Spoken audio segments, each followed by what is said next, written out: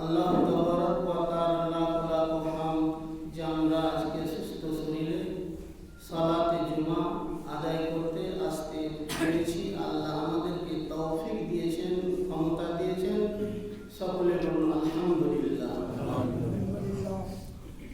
তারপরে দুরূদ ও সালাম বর্ষিত হোক রহমাতুল লিল আলামিন নবী বেসাহারার সাহারা আমিনার দুলারা সৈয়দুল মুরসালিন আনিসুল গরিবিন তাজদারে মদিনা রাহতে কলব সিনা পাপীদের উদ্ধারকারী মাআমিনাল্লাহ আহমদে মুস্তাফা সৈয়দনা মুহাম্মদুর রাসূলুল্লাহ সাল্লাল্লাহু তাআলা আলাইহি ওয়াসাল্লামের প্রতি 17 কোটি কোটি দরুদ ও সালাম বর্ষিত হোক, অর্পিত হোক। মুহাম্মদে বলুন আল্লাহুম্মা আমিন।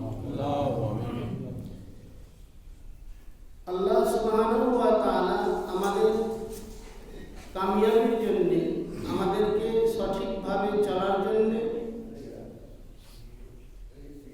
সবচেয়ে গুরুত্বপূর্ণ দিনে 5 ওয়াক্ত নামাজ আদায় করতে বললেন। কেন যে এই নামাজ যদি মানুষ 5 ওয়াক্ত সহি মোতাবেক আদায় করে, সঠিকভাবে নিখুঁতভাবে যদি আদায় করে এই 5 ওয়াক্তের নামাজ, তাহলে সেই মানুষটা শয়তানের জাল থেকে বেঁচে থাকবে, শয়তানের ওয়াসওয়াসা থেকে বেঁচে থাকবে। তার দিলটা নবীর নূরে আলোয় আলোকিত হয়ে নবীর দিওয়ানা হয়ে সে ইহজগৎ পরজগতে কামিয়াব হবে, সফলতা অর্জন করবে। দিনে 5 রাসূলুল্লাহ সাল্লাল্লাহু আলাইহি ওয়াসাল্লাম বলেন, সাহাবারা বললেন, ইয়া রাসূলুল্লাহ 5 ওয়াক্ত নামাজ আল্লাহ ফরজ করলেন, কারণটা কি? দয়ার নবী আমার সাহাবাদেরকে বুঝাবার জন্য বললেন, ও আমার সাহাবারা, যদি কোনো ব্যক্তির বাড়ির সামনে একটা পুকুর থাকে আর ওই পুকুরে যদি ওই মানুষটা দিনে 5 বার করে যদি গোসল করে, ওই মানুষটার দেহে ময়লা মাটি থাকতে পারে নাকি? সাহাবারা বললেন, নবীজি গো, ওই ব্যক্তিটা যদি দিনে 5 বার করে গোসল করে, সেই ব্যক্তির শরীরে কোনো ময়লা মাটি থাকতে পারে না।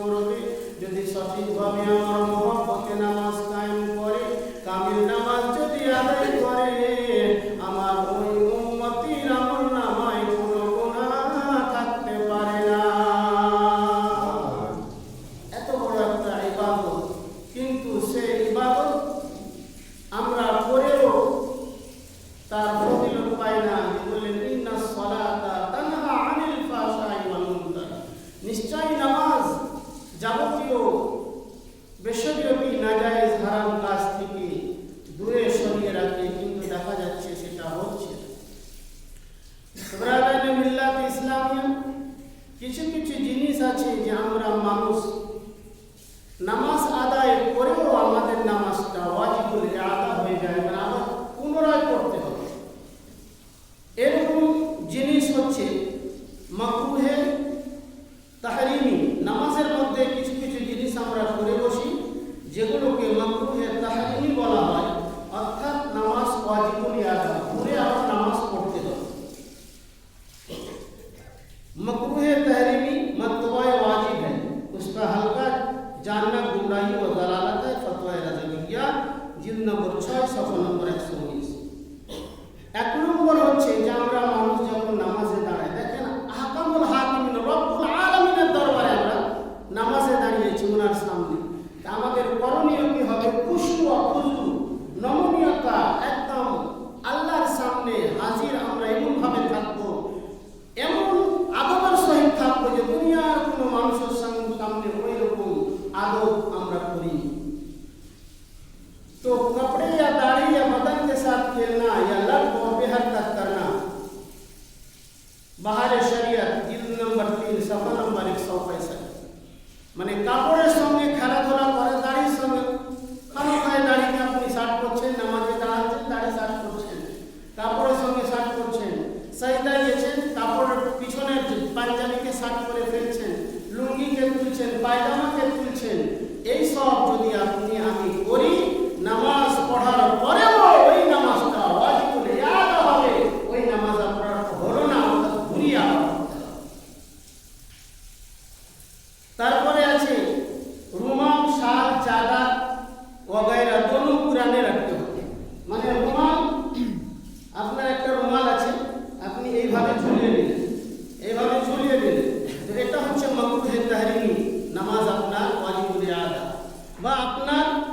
সাইডে আপনি ঝুলিয়ে নিলেন, এই সাইডে এমনি করে ঝুলিয়ে নিলেন, এটাও মাকরুহে তাহরিমি ওয়াজিবুল ইআদা।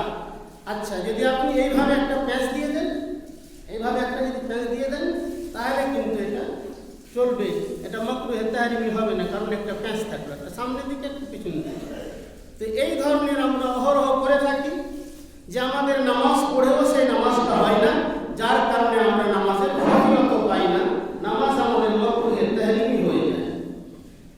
তারপরে বলছেন যে আস্তিন চালানা, আপনার হাত আছে, আপনি হাত গুটিয়ে রেখেছেন, পাঞ্জাবি হাত, জামার হাত গুটিয়ে রেখেছেন, নামাজ মাকরুহে তাহরিমি হবে। ফাতওয়া রাজাবিয়া 3 নম্বর 416। এই সব কারণে আমাদের নামাজে মাকরুহে তাহরিমি হয়ে যায়। তারপরে বলছে উংলিয়া চাটানা, মানে উংলি ফোটানো, নামাজে দাঁড়িয়ে আছেন উংলি ফোটাচ্ছেন কিংবা আঙুলে আঙুল ধরে দিয়েছেন, এই কারণে আপনার নামাজ মাকরুহে তাহরিমি হবে, ঘুরিয়ে আবার পড়তে হবে, নামাজ হবে না। এটাও ফাতওয়া রাজাবিয়া 3 নম্বর 1 সফা নম্বর 205। তারপরে আপনার বলছেন যে আকাশের দিকে তাকা বা এদিক ওদিক তাকা, পুরো যদি আপনার চেহারা যদি ঘুরে যায় তাহলে নামাজে মাকরুহে তাহরিমি হয়ে যাবে, ওয়াজিবুল ইআদা হবে, পুরো যদি আপনার মুখমণ্ডলটা যদি ঘুরে যায়। তারপরে বলছেন যে আংড়াই, মানে আপনার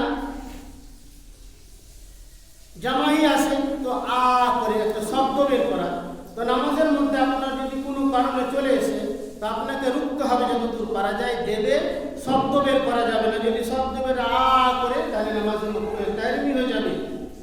শব্দ একদম আ করে বের করছেন আপনি, মুখকে ফাঁক করে, আপনাকে যতদূর পারা যায় চেপে করতে হবে, হ্যাঁ আংড়াই। আর আপনি নামাজের মধ্যে দাঁড়িয়ে আছেন, বলছেন এ নামাজ পড়বেন, কিন্তু নামাজ আপনার ওয়াজিবুল ইআদা হয়ে গেল, ঘুরিয়ে নামাজ পড়তে হবে। এই সব ধরনের কাজকর্ম আমরা যদি করি, তা আমাদের নামাজ মাকরুহে তাহরিমি হয়ে যাবে।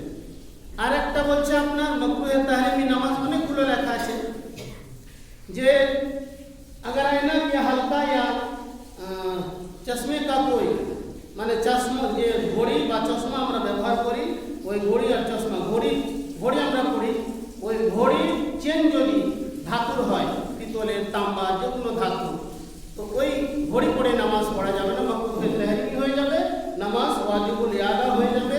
এবং চশমার ব্যাপারেও বলা আছে যে চশমা যদি ওইভাবে থাকে, চশমাটা খুলে দিয়ে নামাজ পড়াটা অতি উত্তম। तारपर बोलছেন मुक्तदी ने जमात में सामने में जल्दी की और सबके पीछे अल्लाह अकबर कहकर सब में दाखिल हुआ, उसकी नमाज माकरूहे ताहरीमी में छूटे আসছে, এখনো নামাজে সবে দাঁড়ায়নি, দূর থেকে আল্লাহ আকবার বলে সবে দাঁড়ানো, মানে লাইনে দাঁড়ানো, তো তার নামাজটা মাকরুহে তাহরিমি হয়ে গেল, নামাজ পড়ার পরেও তার নামাজ হলো না। জামাতে বোতাম যদি আপনার কোনো ধাতু থাকে, চেন থাকে, জিঞ্জির থাকে, ওগুলো আপনার ব্যবহার করে নামাজ পড়া যাবে না, নামাজ মাকরুহে তাহরিমি হয়ে যাবে, ওয়াজিবুল ইআদা হবে।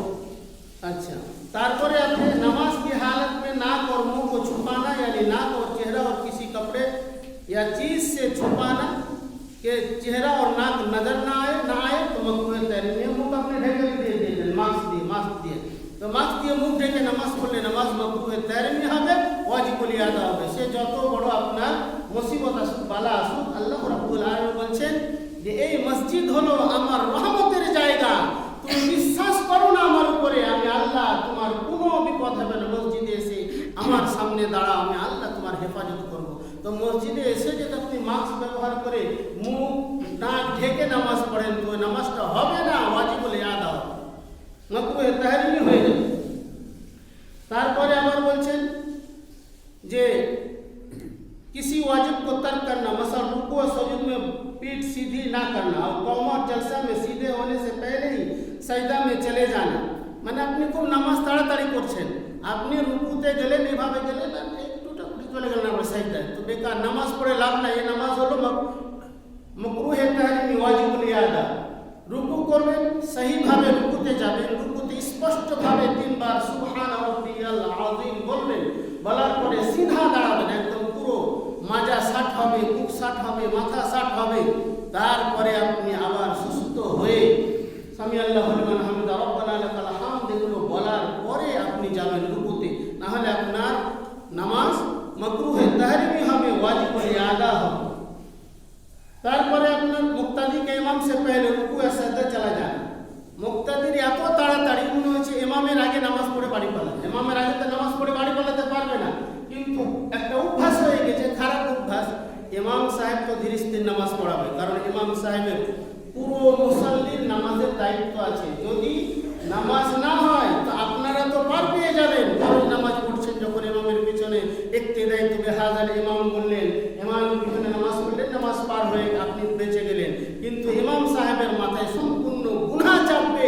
তাই আপনাকে আমি দেখবো না, আমি দেখবো সুস্থভাবে যাতে নামাজটা আমার আদায় হয়।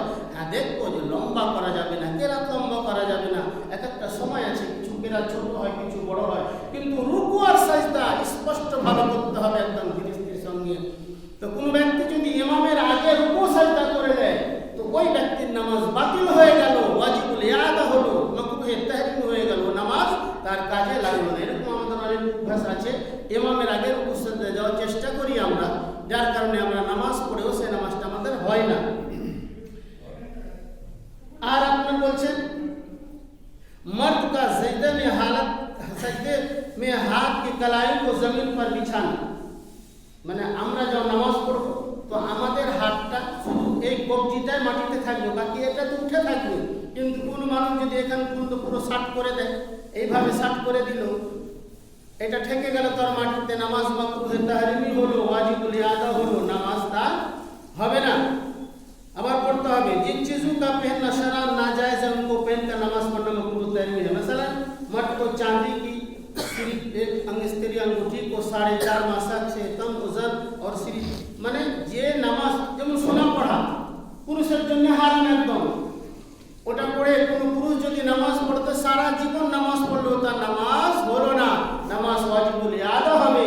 এবং চাঁদির যেটা মিকদার রয়েছে ওই 4.5 মাসা, ওই 4.5 মাসার বেশি চাঁদির কোনো জেওয়ার কোনো মুসল্লি যদি পড়ে নামাজ পড়ে তার নামাজ ওয়াজিবুল ইয়াদা হবে, তার নামাজ হবে না। সোনে আর চাঁদি কে লোয় আমাদের দেখেন না, ইয়ং ছেলেরা, জেনারেশন যারা ইয়ং রয়েছে তারা মোটা মোটা বালা পড়ে, কানে দুল পড়ে, কান ছাদায় না, হাতে বালা পড়ে।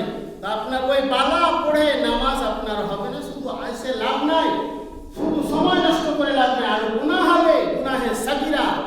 কারণ এই গুনাহ সাগীরা হতে হতে আপনার দিল মুর্দা হতে হতে আপনি এমন পর্যায়ে পৌঁছে যাবেন যে আপনার দিল পুরো সিয়া হয়ে যাবে, সেখানে আর নবীর নূর আলোকিত আপনার হবে না।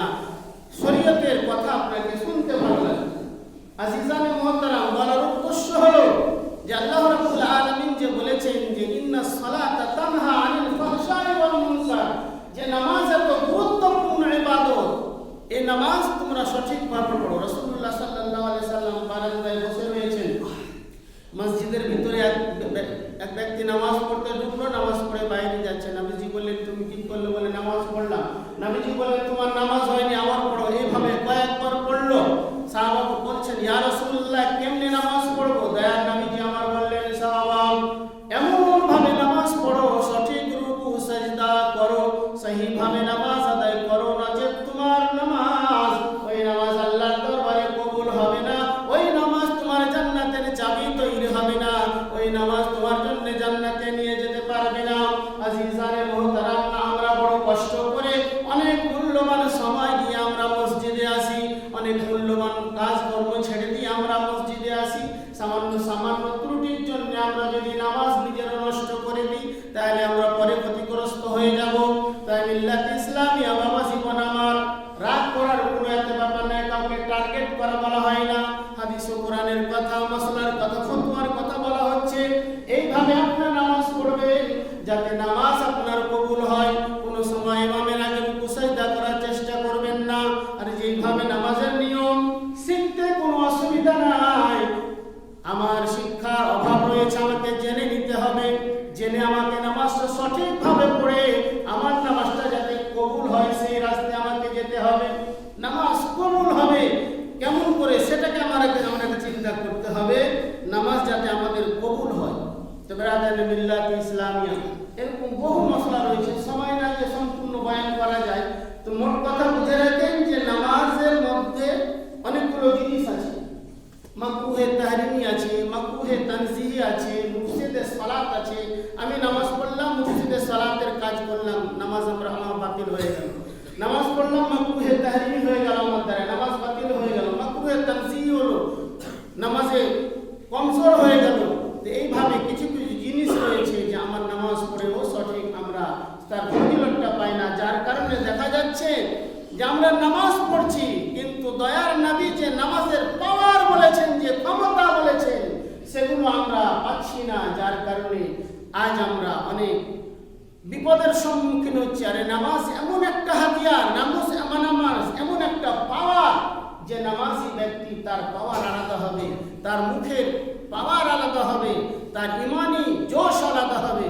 ব্রাদার মিল্লাত ইসলাম রাসূলুল্লাহ সাল্লাল্লাহু আলাইহি সাল্লাম বলেছেন, কুররাতু আইনি ফিস সালাহ। এর মানে কি হলো? যে আমার চোখের দিলের ঠান্ডা হলো নামাজে। আমি যখন নামাজে দাঁড়াতাম পরিতৃপ্তি পেতাম, একদম শান্ত পেতাম, মন শান্ত হয়ে যেত, দিল শান্ত হয়ে যেত, আরাম পেতাম। আর আমরা নিজে নামাজকে বোঝা মনে করে নিচ্ছি, কতক্ষণে পড়বো আর পালাবো। আর পালিয়ে কি কাজ করি?